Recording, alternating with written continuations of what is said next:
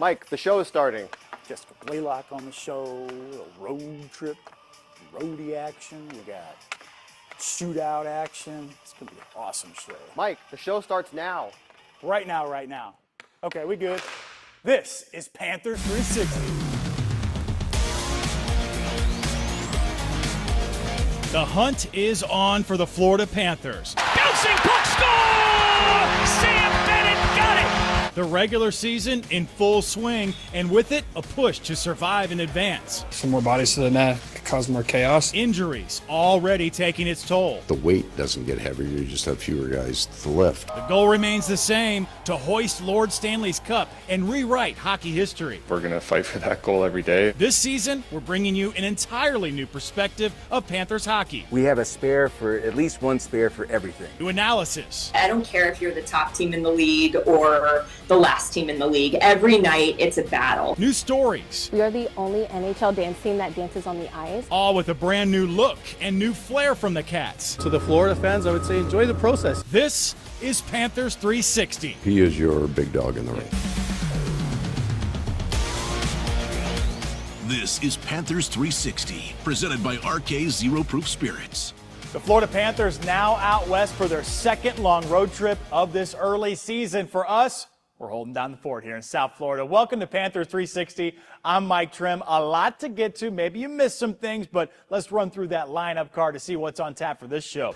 She has been one of the instrumental voices of the Florida Panthers game day and off season, and now she's spending time with us. Jessica Blaylock joins the program, breaking down what she's seen on the ice so far. We are officially less than 100 days from the 26 Winter Games in Milan. It will be the first time in more than a decade that NHL stars take to the Olympic ice. We're running through some of the names you'll see from the Cats and why when the sweaters switch to countries, all bets are off. And when you've seen it firsthand very recently, the heart-racing moments of a shootout. It's one of the most exciting and nerve-wracking moments for the players and the fans. We're going in-depth, taking you inside the art of the shootout. He's something. I mean, to be able to play the way he did, but it's just so impactful on every game. Scores the first one, and then of course the game winner for us. So special guy. But as we start, you heard it right there from head coach Paul Maurice. It was without a doubt the best thing I saw this week. Brad Marchand returning to the ice after stepping away this past weekend, traveling back home to Halifax, Nova Scotia to help a longtime friend whose daughter passed away from cancer. He capped off what was an extremely emotional night, scoring what became the winning goal in the shootout against the Dallas Stars. Marchand also opened the scoring that night, netting a wrist shot, pointing to the sky as if to say that was for Sela. In a clip provided by the Florida Panthers, hear what he had to say about that big moment. If anything, this week has taught me that there's so many incredible moments in life that you just have to enjoy and not to take too seriously and just kind of be in the moment. I wasn't nervous or anything being out there. It was more a great opportunity to honor Sela. I knew all the guys were watching back home, and she's watching from above, so it was a great opportunity to, I knew she was with me on that one. As I mentioned, during Marchand's time away from the team, both he and former NHL defenseman Andrew Bodnarchuk stepped in for their friend, J.P. McCallum, right behind the bench to coach the under-18 March and Mill Company Hunters in Halifax. Marchand is co-owner of the team. That game helped raise a lot of money for the McCallum family. Right now, the Florida Panthers in the middle of the pack in that Atlantic division. It's early on, less than 10 points separate first and last place. Very, very competitive. After seeing a month's worth of games, though, we're getting a nice sample size on how the team's adapting to numerous injuries. Wanted to take this topic to one of the voices of Script Sports and the broadcast, Jessica Blaylock. Listen to this. What have you been able to see up close and personal with the team, where they are right now, and what we could see out of this upcoming road trip as well?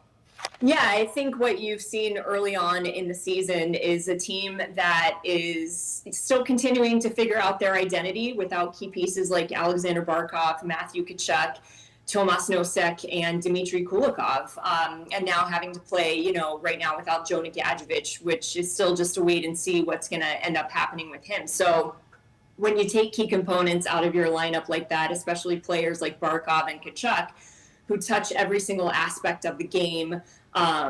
You know, it takes time to figure out what you're ultimately going to look like. And I actually talked to Sam Bennett about that the other day.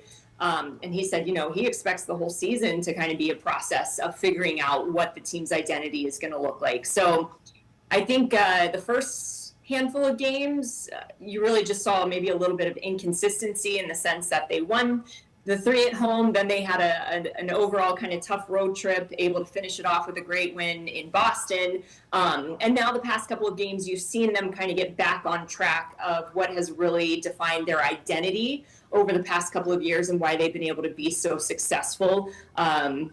You know, a strong defensive game and utilizing the forecheck. And so I think it's now 4 straight games for the Florida Panthers where they only allowed 17 shots on goal in regulation.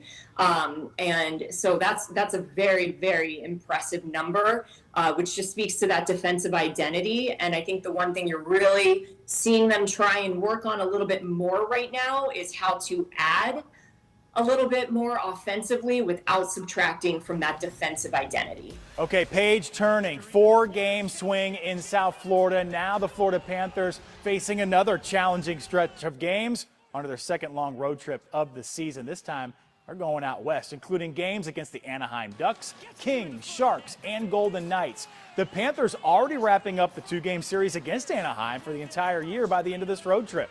They'll have done the same with Las Vegas. Prior to takeoff, hear what forward Mackie Samoskevich had to say about the importance of this 4-game road trip. You know, I think for our group, we love being on the road. You know, especially with that last road trip, we learned a lot. You know, maybe we didn't get all the wins we should have gotten, but with that comes a lot of learning experiences, and I think that's even more important than maybe getting wins. So I think excited to get back on the road for sure.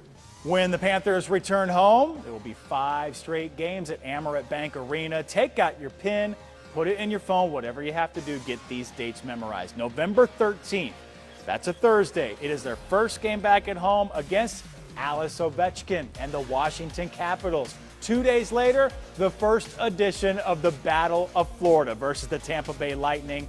We all remember how that preseason game ended up. Going to be a lot of bad blood between the teams. Then the final game of the home stretch, a Stanley Cup final rematch against the Edmonton Oilers. All of these games will be broadcast on South Florida's 9.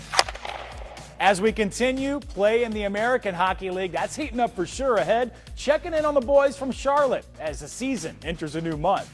And helping communities put food on the table. We'll show you how the Florida Panthers are working to donate thousands of meals. Plus, if you ever wonder what happens to unsold food at Panthers games, giving you an inside look at the work being done to make sure no meal gets wasted. It's all coming up on Panthers 360.